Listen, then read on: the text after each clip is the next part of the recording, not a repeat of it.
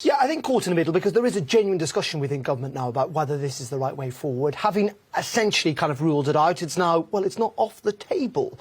And I think one of the things that's holding it back, actually, is the fact that the Labour Party have been arguing for it the last couple of months. The government does not want to be seen to be following them. But really interestingly today, Robert Halfon, a really senior Conservative MP, chair of the Education Select Committee, he frankly came out and said it's the right thing to do. He argues it's a Conservative thing to do, points to the fact that Margaret Thatcher did it, and David Cameron too. I think from the government's point of view, you know, they look at these profits, they realise that the public look at these profits and think, why are they earning billions and billions of pounds? Why are the bosses earning tens of millions of pounds at the same time where lots of people frankly can't afford to heat their homes or indeed to pay for their grocery shopping? And there is a real temptation there. It will raise money. As you say, all companies argue it could stifle sometimes investment, but also has an impact on pension funds, has an impact on dividends for ordinary people up and down the country as well. But frankly, the bottom line is the government realises it's going to have to do more. What it's done to date, unsurprisingly,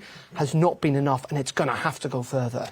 And on taxes, I mean, there's been talk now maybe they'll start cutting taxes, having just put them up. Is that realistic? It's possible, again, because I think the government, a bit like the Bank of England, have been behind the curve on all of this. And there is much talk that this 1p cut on income tax that's due to come in next year could be brought forward to this year. But let's be honest and very frank about this. First of all, the government is in a bind in all of this. It does realise that millions of people are suffering in this country, suffering like they've not done for years and years and years, Nigel. But at the same time, there is real concern about chucking more money at this. Boris Johnson said the way out of this is not to spend more money. And why is that? It's because we've imported inflation, haven't we, from the rest of the world. The problem is we could now make that worse. If we loosen the taps, let them more money flow, you can drive inflation up further. And rather than this being an issue to deal with for the next year or two, you could get into a situation where inflation stays stubbornly high.